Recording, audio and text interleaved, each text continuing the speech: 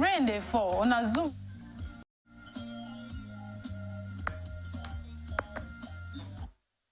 Welcome to ATN Society Watch. This is a program where we ventilate societal issues, give them aggregate attention with a view to propose solutions that will benefit humanity. And today on Society Watch, we have a number of issues. First, on sexual abuse. Police to arraign Unilag lecturer for allegedly raping 20-year-old student. And from Kano State, a Yusuf hails man for returning salary paid to late father. And on subsidy palliative, CSOs to monitor distribution of 5 billion naira intervention across states. And lastly, from Abuja, NSCDC nabbed 14 scavengers, vendors, and street light theft. These are the issues that we're looking at today, shortly after this break.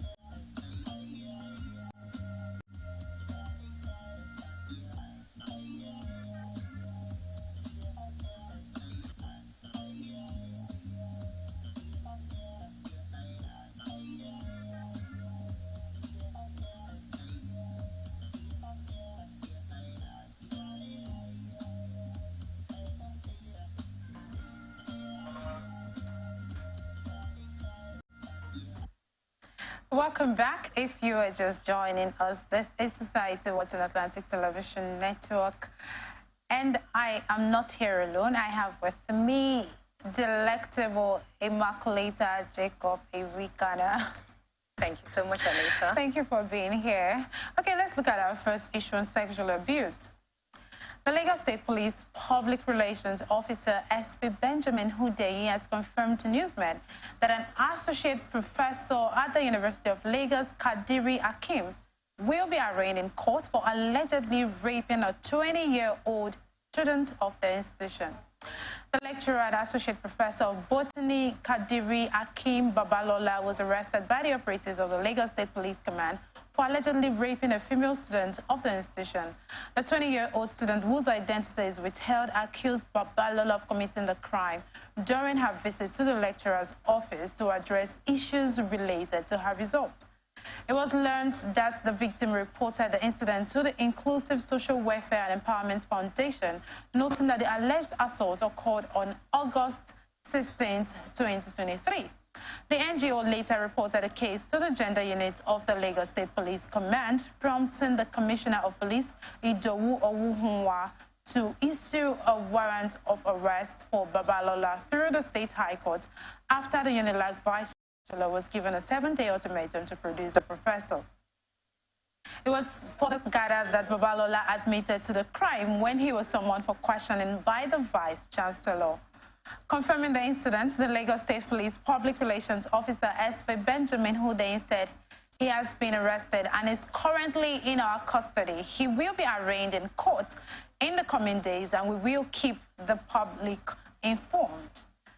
Well, sexual harassment, sexual exploitation, sexual abuse in Nigerian universities is becoming alarming, really, really alarming. And I think it should be an issue of national concern right now, because for a student of 20 years to even allege that her lecturer has raped her, maybe there might be some instances of some form of advances that probably wasn't right. Where I know that people frame up people in a society that we are right now. People can come up with anything to frame up anyone.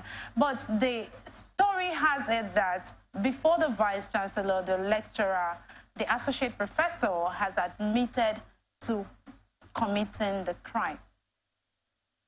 It's actually not becoming alarming, if you ask me, just that people have decided to speak up now. Students have taken it upon themselves that no matter what, whatever thing that comes, it doesn't matter. I'm just going to speak up irrespective of what.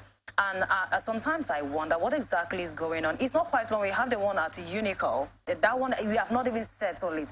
Is it that each time, whenever one just take on this profession of becoming a lecturer, there's this spirit that comes into you? Because you see girls every blessed day.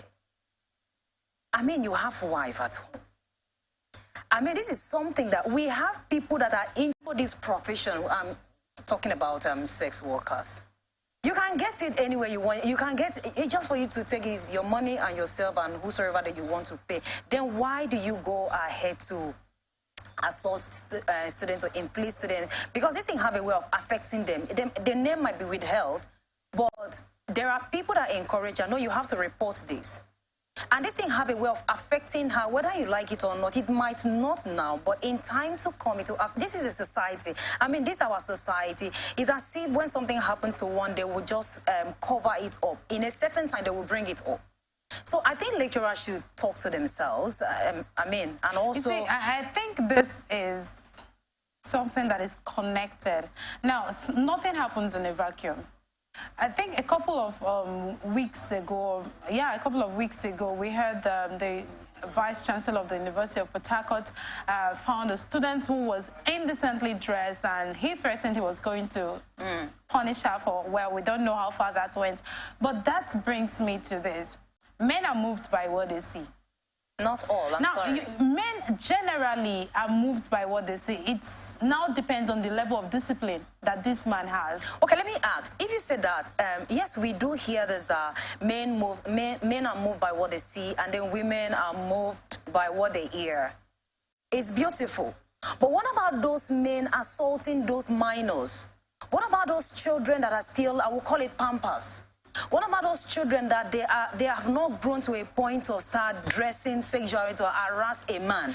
Will you still say they move by what they see? That is where the discipline It is all about they need to discipline. That is where the discipline comes in. So I am going to say, of course, I am not here to justify the sexual abuse or harassment, exploitation, whatever it is in Nigerian universities. But I am thinking and I am saying that maybe these female students have a role to play. Yes, they do have a role. They have a role to. And this is what they are doing. If you come across the way some students dress on campus, I remember sometime as an undergraduate, in my faculty, the faculty officers will walk you out if you're not properly dressed. In fact, most times you have to go to the faculty and you're wearing a sleeveless, you go with a shawl, because they won't let you into the faculty premises. You won't enter into the office with your sleeveless dresses. So I think if we come up with these policies again in our institutions, we'll have maybe a reduction in the level of assault. Well, that's by the way. For this lecturer, but I also think that, I mean, a situation where when something like this happens, it will be taken to court, and then you will not get to hear about anything about it again. Whatever thing that happened is not our business. We don't know. We don't know. It is our business. It is our business because this is the image of the Nigerian institutions. We're talking about brain drain in some sectors. The truth remains that majority of our students are leaving the country. Why are they doing that? Now, apart from the fact that we have some systemic delays occasioned by strikes and all of that, one of the reasons why students are also leaving is because of all of this. In fact, I had an interaction with someone who said a lecturer is hell-bent on making her remain in this. I mean, she's just going to abandon her studies and go out of the country. So people are looking for institutions without all of these abuses. I mean, you don't have to victimize me, you don't have to exploit me sexually. Access me based on my grades, not based on the fact that I'm willing to offer you sex or for whatever reason. I think, now you talked about going to the courts and all of that. It's a good thing. Well, like they have said, I don't know the authenticity of that. The Vice Chancellor has not come out to say, but the information has it that this lecturer has admitted that he committed the crime during an interview with the Vice Chancellor. Now, he has been arrested. He is going to be tried in court. I believe that, well, one challenge is just like the trending issue aftermath of this election petition, presidential election petition tribunal. Now, we're talking about evidence. If this young lady does not have enough evidence to prove that she was actually raped in that office, exactly. It's not just about going to bringing the issues on in the public. It's not just about reporting, because we like you said, do they have enough evidence to defend this? And for that lecturer to boldly say, yes, I committed this crime, it means that maybe he might even come up with the fact that the girl was not well dressed, or the girl seduced me, or the girl did this, and before you know it, the matter will just die down. But again, I think the government should really do something about it, like appropriate punishment should be given to those lecturers involved. Do you understand? Because I'm always wondering, why is it that female, we have not heard, seen a male students come out to say this female lecturer. Well, there are a handful of cases. I know there are, but it's not as as this one. If the government do something serious about this, I think others will learn from it. Before you even think of it, you will not be like, no, this is the repercussion, this is the implication of what I want to do. But if it only ends in court, I could remember, what's it called? The one in Calabar, he boldly said, let's take it to court, because you know that taking this into court, you don't have enough evidence. Lawyers will always tell you that proving a rape case is really, really difficult, because you have to prove a whole lot of ingredients that make up that case. And if you're not able to prove all of those, then it's as good as nothing. It's just like raising a false alarm. So the onus is on the young lady in question, her legal team, to be able to prove all of this. It's a good thing the police have done their job, arrested the said associate professor, and he has been in custody, and he will be charged to court. We'll look up to the courts to hear the final verdict.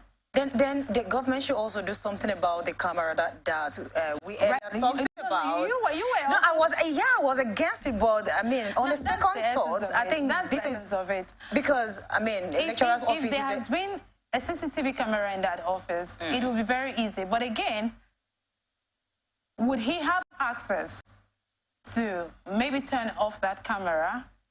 Maybe, I don't know, but if there had been a CCTV camera, maybe you would have a strong evidence.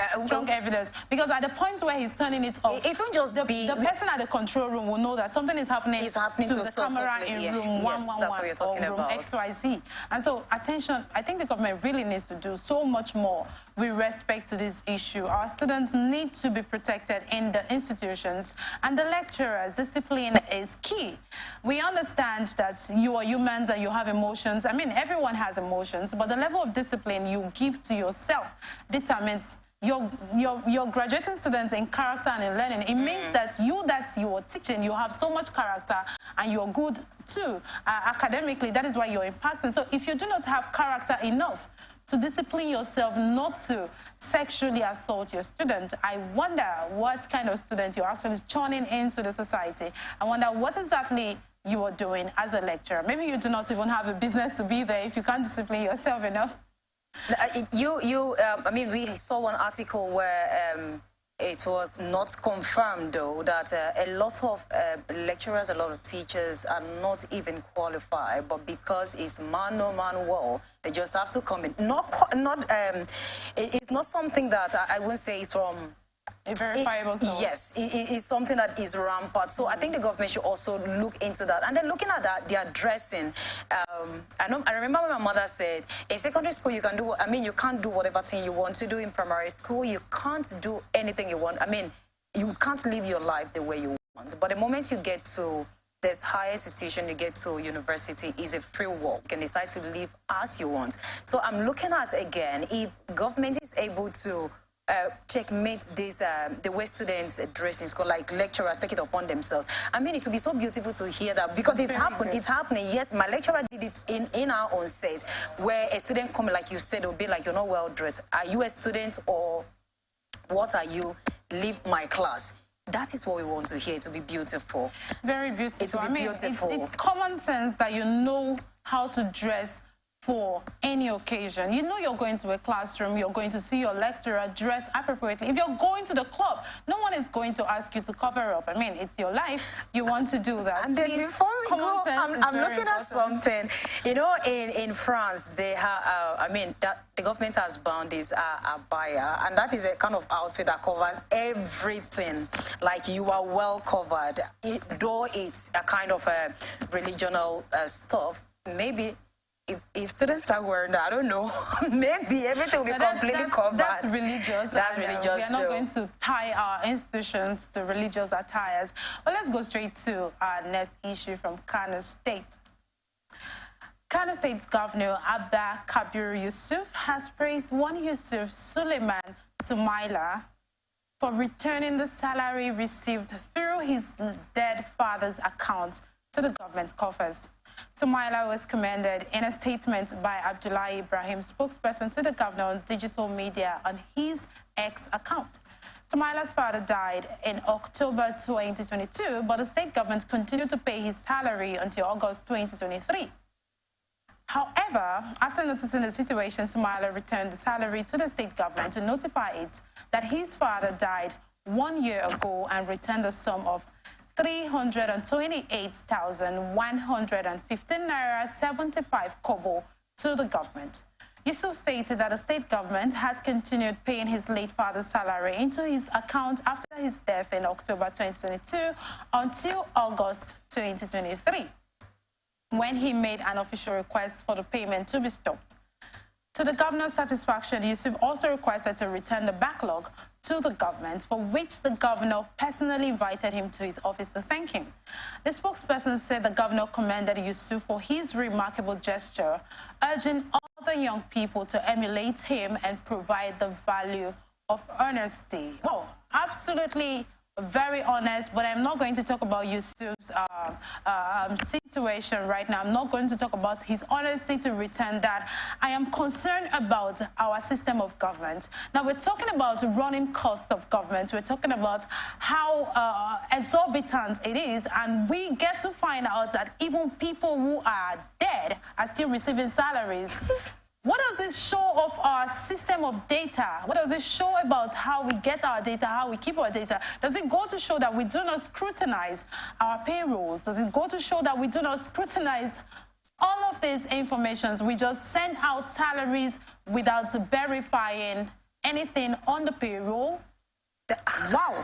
I want to commend you so first. That means we still have good people in Nigeria looking at the kind of economy that we are into now. A lot that is going on right now. We still have someone that is honest enough to come out and say, no, this does not belong to me. It's a beautiful one. But again, I remember last week I was in a transit going home, and then I heard a woman say, these people, I just received a lot. These people don't know what my husband is dead. I'm still using the same card. What happened is that whenever they call, my son responds because my speaks like my husband.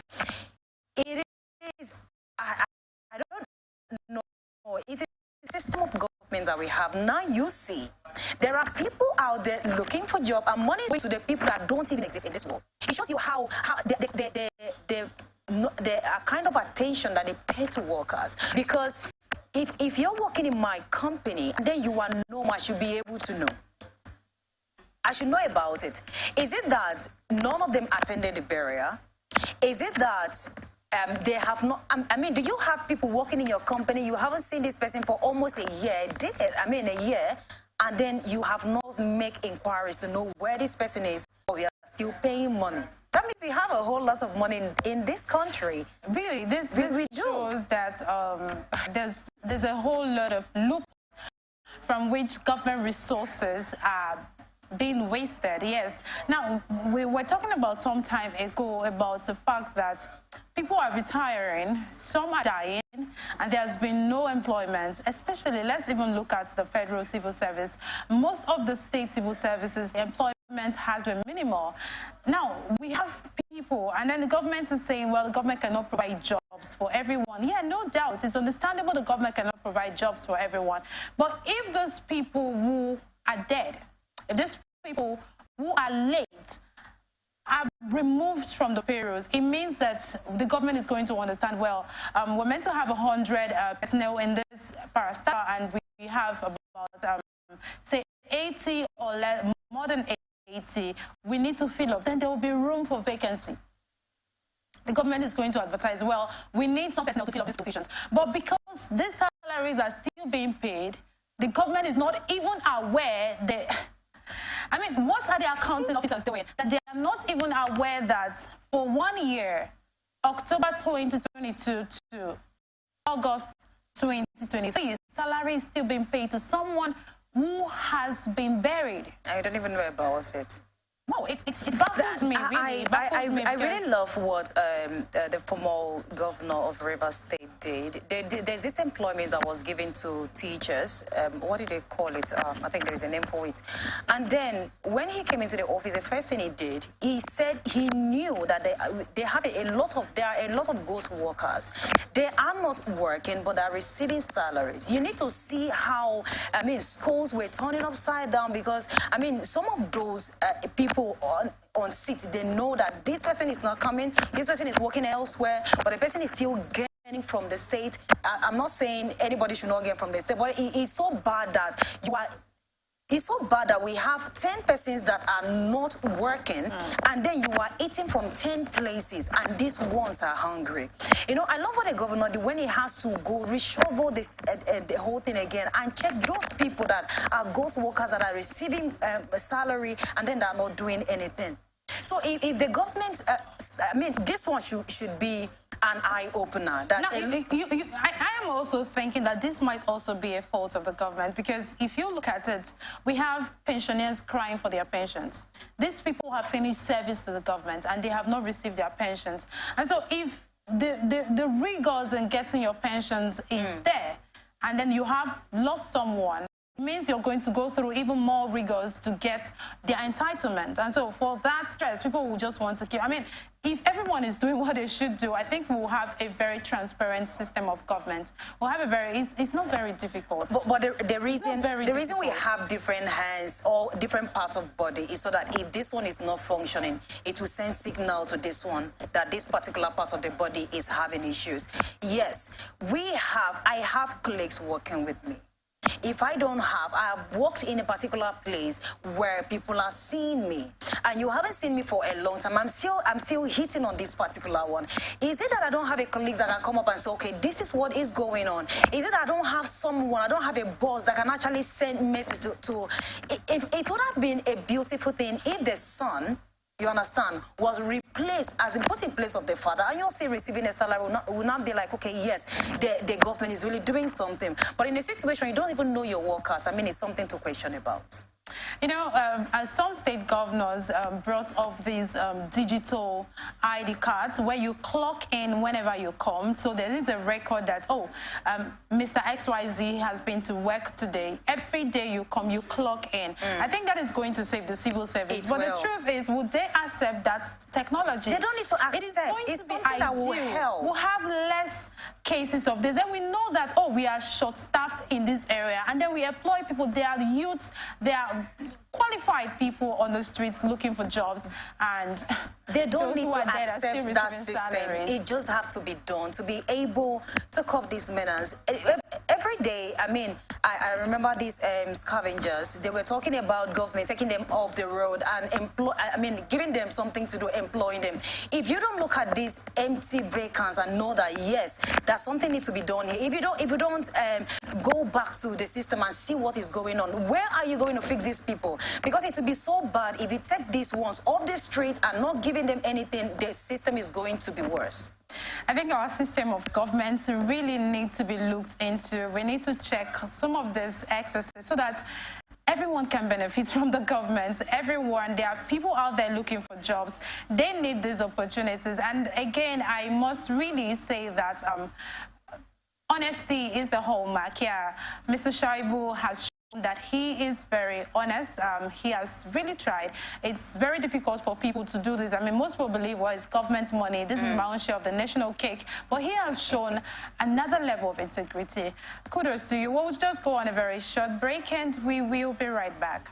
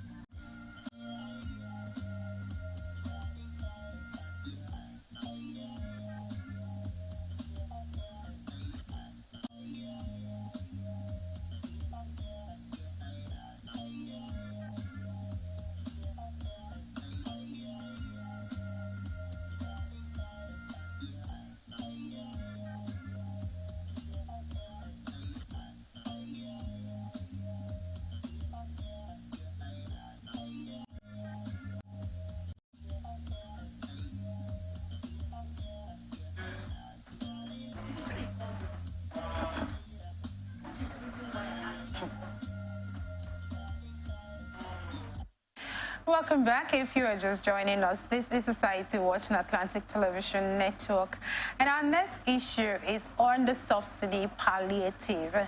Civil society organizations have vowed to monitor the use of the 5 billion naira approved for states to purchase grains and fertilizers for distribution to citizens as part of measures to ease the effects of petrol subsidy removal. The Director General of the Civil Society Organization on Community Advancement and Humanitarian Empowerment Initiative, Kunle Yusuf, revealed this at the inauguration of the new executive management of the group in Abuja on Tuesday. Yusuf's remarks come barely 3 weeks after the National Economic Council approved 5 billion naira for each state and the Federal Capital Territory to procure food items for distribution to the poor in their respective domains. He said its coordinators would be deployed to states to supervise the implementation and ensure that the palliative reaches the target beneficiaries.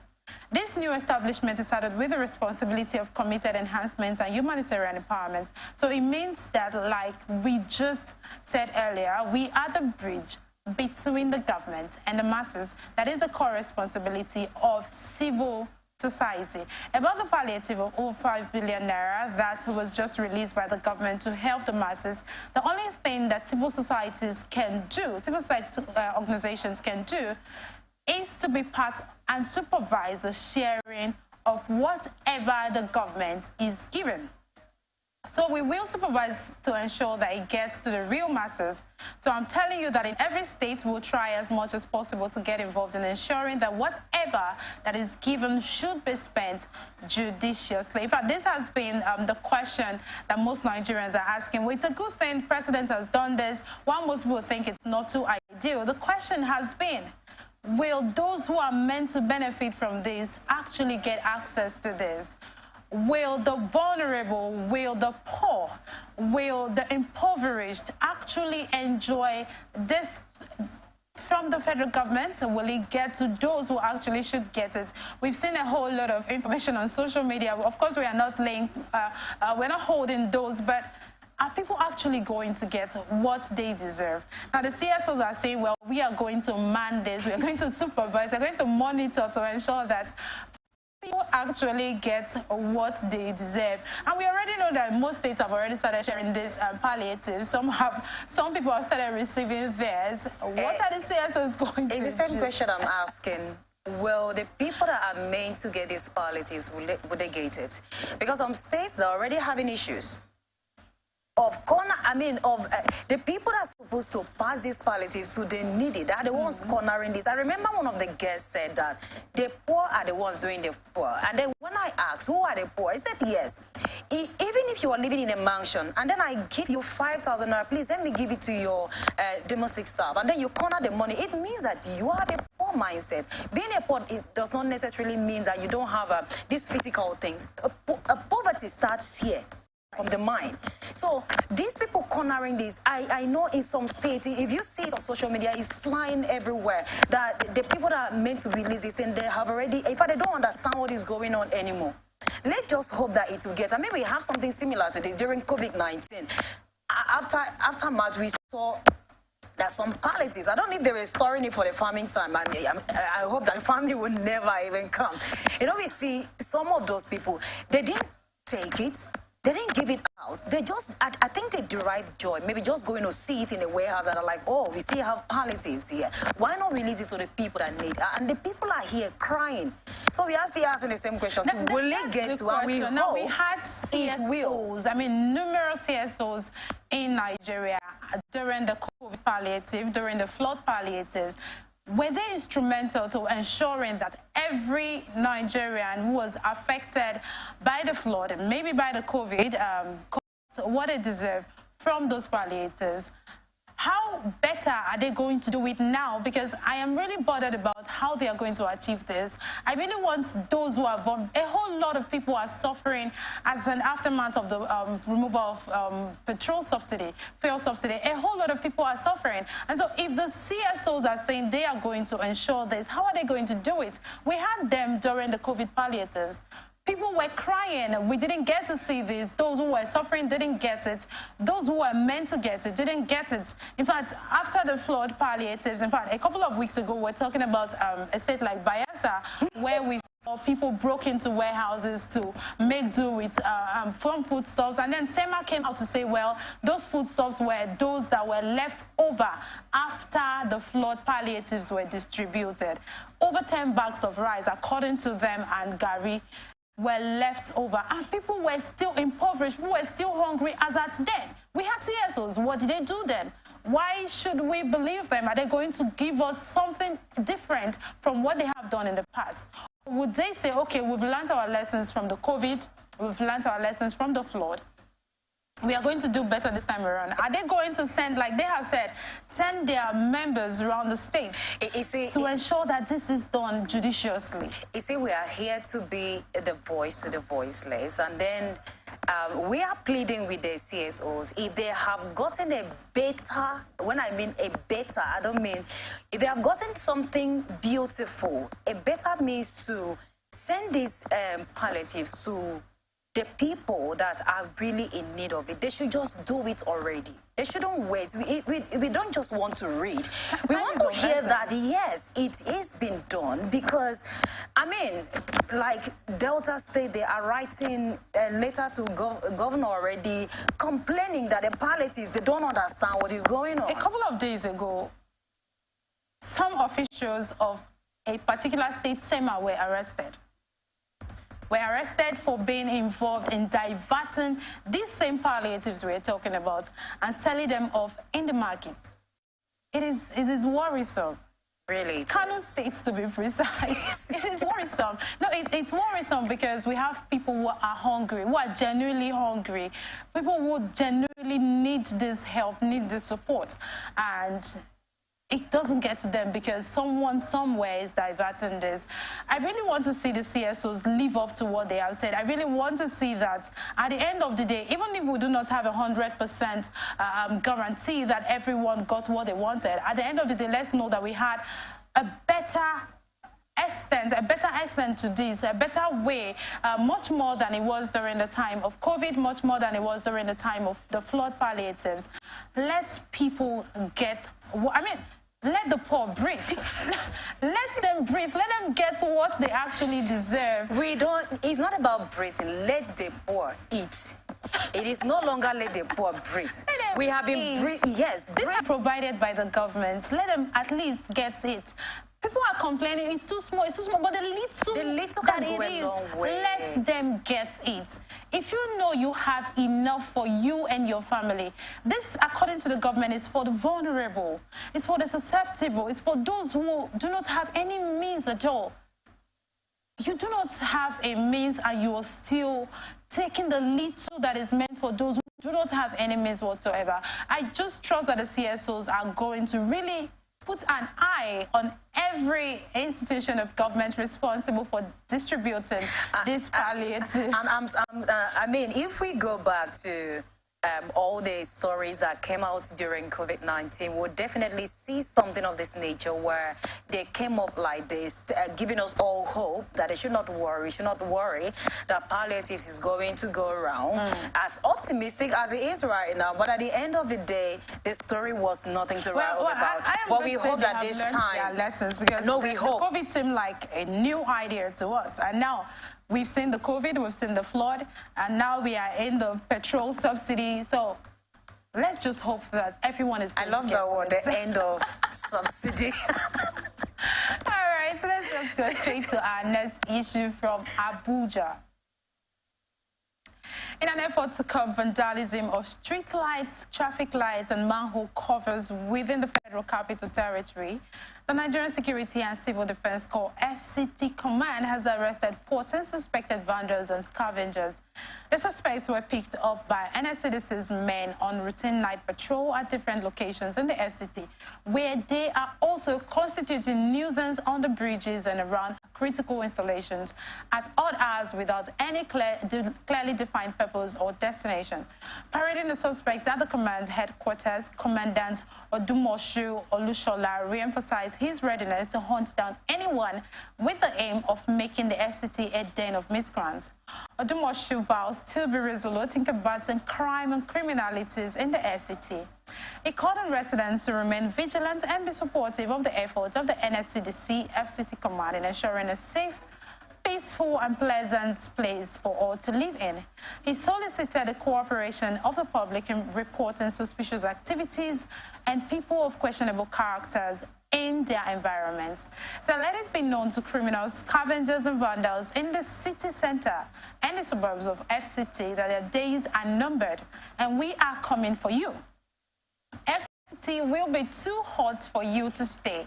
Therefore, I advise you to relocate or face the wrath of the law, Odumoshu warned. In a statement, the Public Relations Officer, FCT Command, Comfort Okumayi, said that the arrested suspects have been thoroughly interrogated and profiled, and they will be handed over to the Abuja Environmental Protection Board for further prosecution. You know, this issue of vandalizing government infrastructure, stealing manhole covers, the lights and cables and street lights, a whole lot of this. Most times I ask myself, like I always say, Mr. President right now is not going to be on the streets to be looking at the manholes that are open. He's not going to be affected by the street lights. Maybe yes, because where he lives is well lit. We are going to suffer for whatever our actions are. We are the ones who ply these roads. We are the ones who ply the roads at night and need the street lights. We are the ones who enjoy most of these government infrastructures. So the question is, if you and I enjoy them, why vandalize them? The word of God says the heart of man is desperately wicked. You can help me and echo that. Honestly, it's desperately wicked, because if you ask me, how can you hurt your own self? That's the question. The government has put these things in place for you to enjoy, for the betterment of your health, for you to live comfortable in a place, and then how can you steal your food to eat? This is a problem.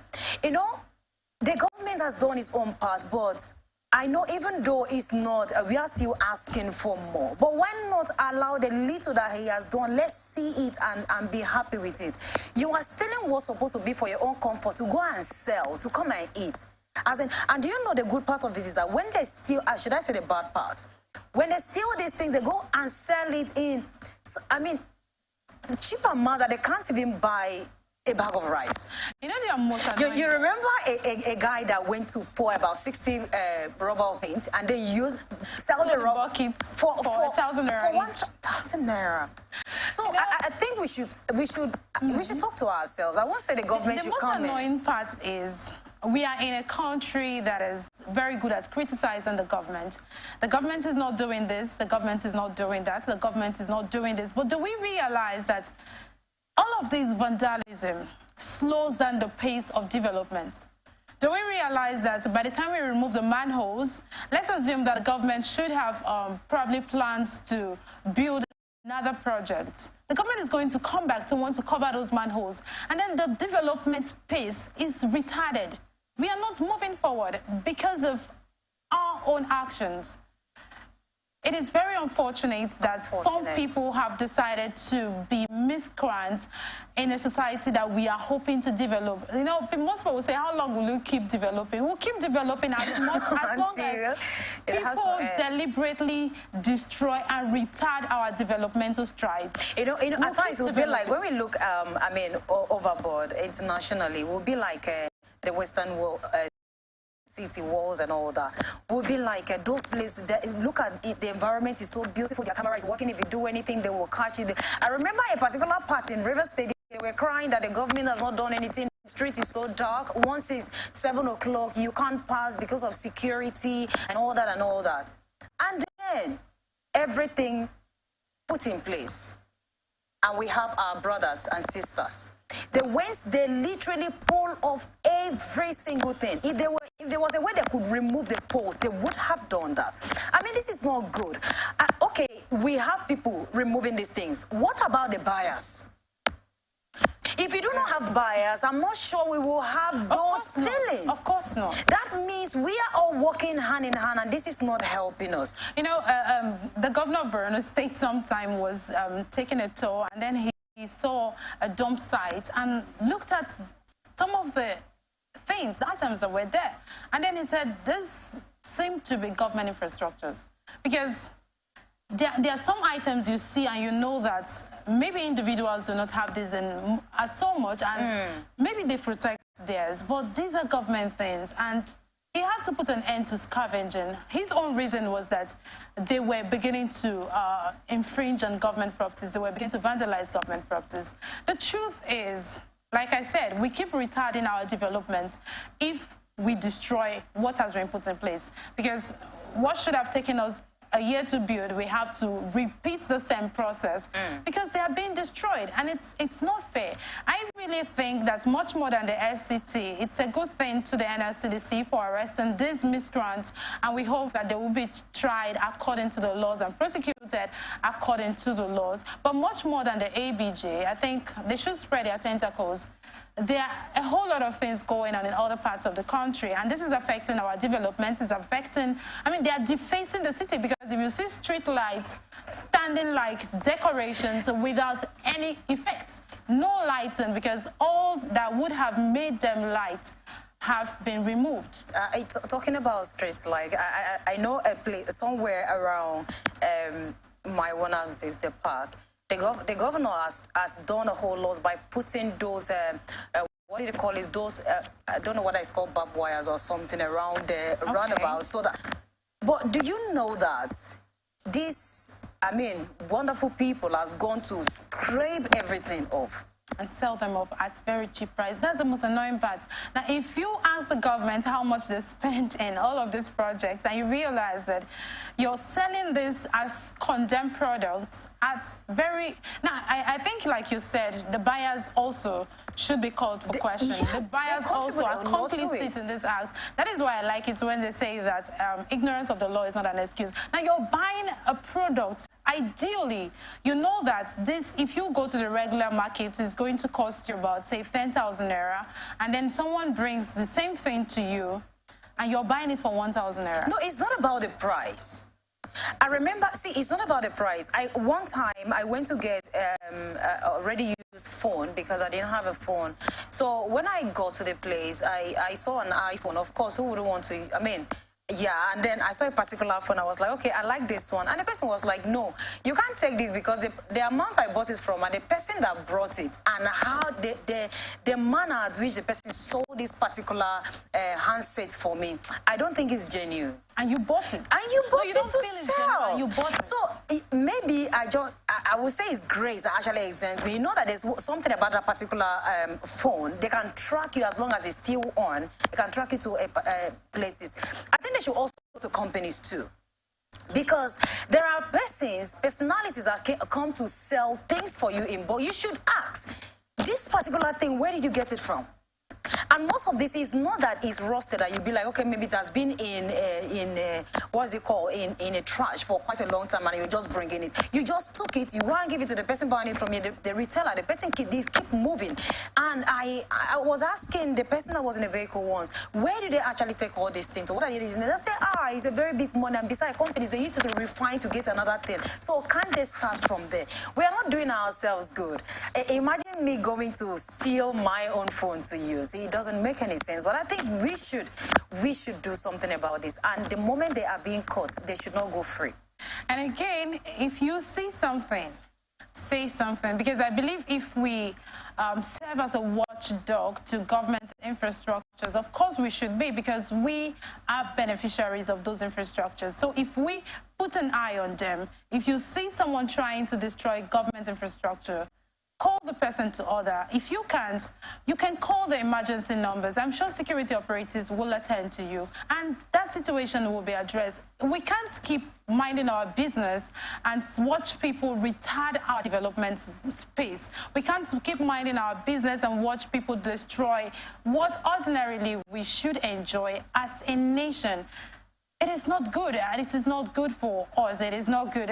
Most people say, you do all of this in Nigeria, and then by the time you cross the border, you go to the Western world, you tend to be very civil. Let's learn to be civil in Nigeria. Charity, they say, begins at home. And so if you're home, you're not taking care of it, you want to go out there too.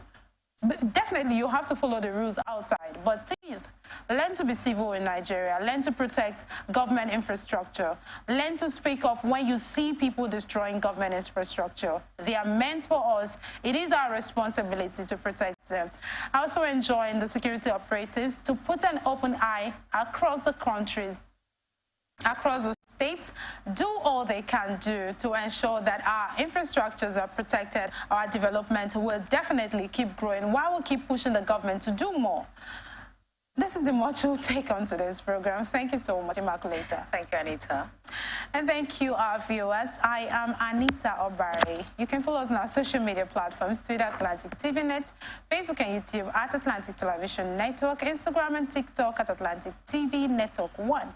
Do remember that peace and unity are the pathways to progress.